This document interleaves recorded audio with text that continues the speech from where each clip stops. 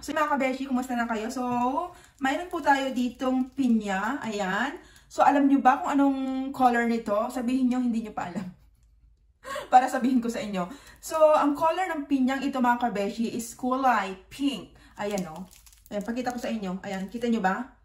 So, ayan. So, natuwa ako dito sa pinyang ito kasi first time ko lang makakita ng kulay pink na pinya. Kasi usually, ang pinya kasi, di ba usually ang pinya is kulay dilaw. So, ito ay kulay pink. Ayan.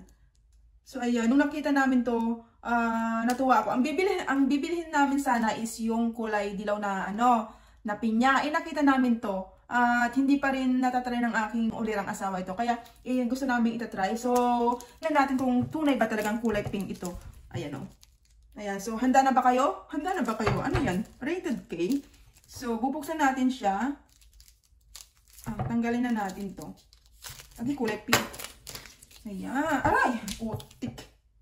Sakit. So, ayan siya. Tingnan natin. Ayan, kita nyo ba? Uy!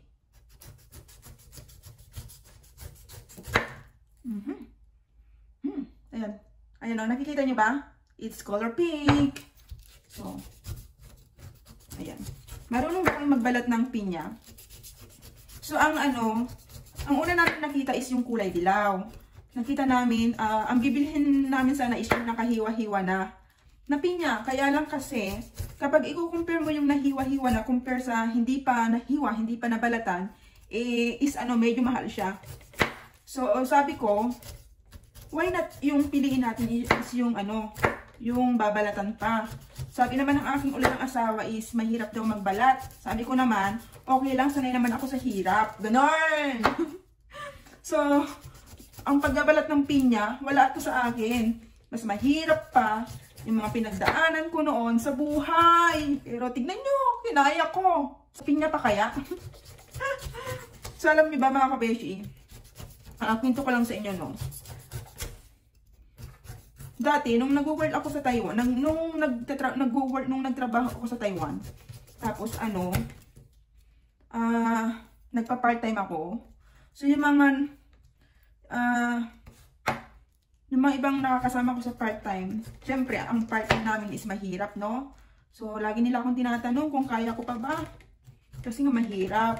So, ang sagot ko lagi sa kanila, wala sa kalingkingan yung mga pinagdaanan ko noon sa buhay. So, ayun. Sanay tayo sa hirap. Kaya, ang pagbabalat ng pinya is madali lang. Yun. Dami ko nang sinabi, no? So, tingnan natin. Oops.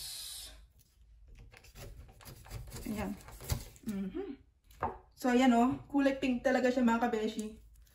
Ayan. Pink na pink. So, wait lang, ha? Marunong ba kayo magbalat ng pinya?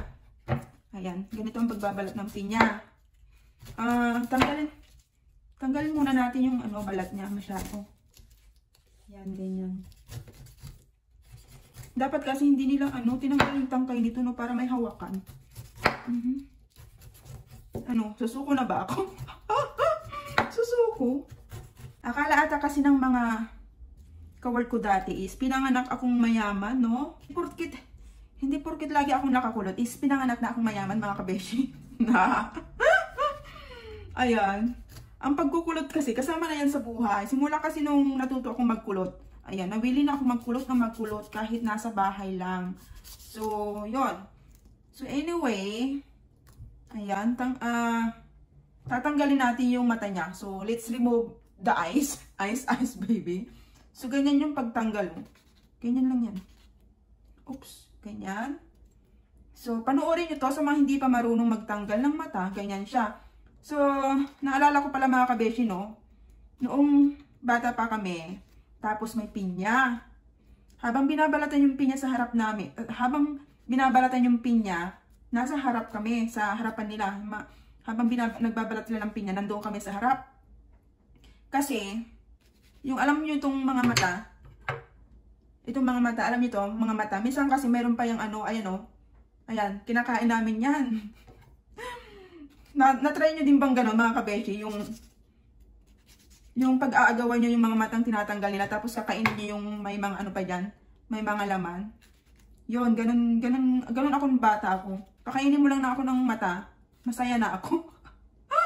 Mukhang mata. So, ayan. Ayan, malapit na tayong magtagumpay mga kabeshi, no? So, naku. So, ang tanong, matamis kaya ito? Sana matamis. Kasi ganito pa islang. Naku, mali-mali na. Okay lang yan, at least. Ang importante is matatanggal yung mata kasi kapag hindi mo yan natanggal na maigi, mangangati yung dila mo. Eh di, pag nangati yung dila mo, hindi ka na makakapag-kismis. Charot. So, yun. Kaibang way na yung pag-aalis ko ng mata. Dapat pala slanting. Pero okay na yan.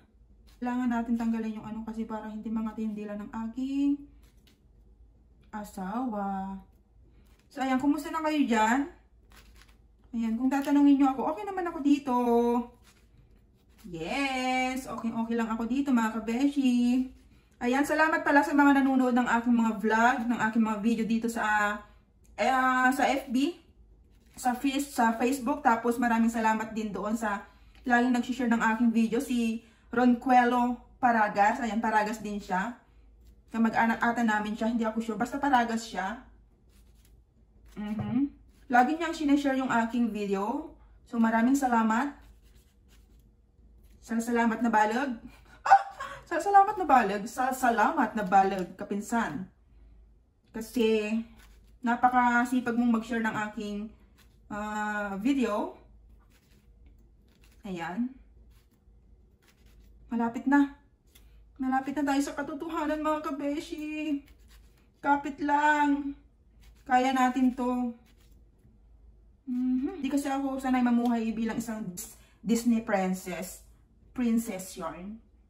So, gusto ko yung nahihirapan ako. Ganon! Sana hanggang sa huli, pinapanood nyo pa rin ako kung paano ako magbalat ng kulay pink na pinya. Kayo mga kabeshi, nakakita na ba kayo or nakatikim na ba kayo ng kulay pink na pinya? Or ako lang yung nai-ignorante dito sa kulay pink. Ayan. Comment down below. Mag-comment kayo dyan kung ako lang ba ang natutuwa dito sa kulay pink na pinya. Madaldal ko, no? Alam nyo, madaldal talaga ako. Natatandaan ko nung nag-aaral pa ako sa elementary. Laging nakalagay sa aking card is, she is talkative. Yan, laging nakalagay yan sa aking card. So, mayroon kasi akong ibang kakilala na napakatahimik ko daw. Hindi, sa totoong buhay, hindi ako tahimik. Depende sa kapag comfortable ako doon sa tao na kasama ko, ang ingay ko. Pero pag nahihiya ako doon sa tao na kasama ko is, syempre, dapat magpaka-behave tayo. Ganon. Alam ko yung kaibigan ko sa Taiwan. Yung si Chris. Ayan. Magkatabi kami ng bed. So, ang unang impression daw niya sa akin is suplada at tahimik. Tapos, ang kalaunan, sabi niya, sira ulo din pala ako. Ganon talaga. Kasi hindi pa tayo magkakilala. Kaya, syempre, tago-tago muna natin yung yung ating kaingayan. Ganon. Hindi kasi ako yung tipong tao na kapag first time ko lang siyang makita or ma-meet is, yung super daldal na ako. Hindi. Syempre, mahiyain tayo eh. Mahiyain. So, ito na po yung ating pinya. Ayan, nabalatan na po siya. And, totoo nga ang chismis. It's color pink. Ayan, ayan o. So, i-slice muna natin ito mga kabeshi, ha? Diyan muna kayo.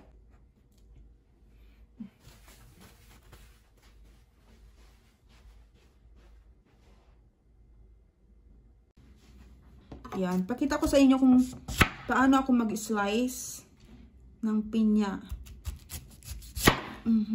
Ayan, tanggalin natin yan. So, ayan. Uy. Pink na pink yan, mga kabeshi, oh. Saan ka makakakita ng kulay pink na pinya? Pink yan. Hindi tayo na-scam. Pink talaga. Beshi. Ito na yan siguro. Nagay natin dito. Hindi ko na-appreciate tong yung Pagtanggal ko ng mata. Pangit yung pagtanggal ko ng mata. Oops, oops, oops. So, ayan. Lagyan natin dito sa plato. Po yung ating pinya mga kabeshi. So, titikman natin kung matamis nga ba, no? So, ito yung malaking tanong. Titikman natin kung matamis ang pinya. Ang kulay pink na pinya. So, ayan. Tikman natin to. Kulay pink na pinya.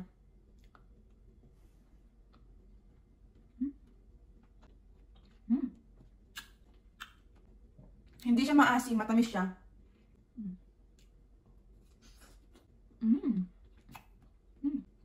Sarap. Ayan. Thanks for watching mga kabeshi. Bye-bye. Happy eating! Kain!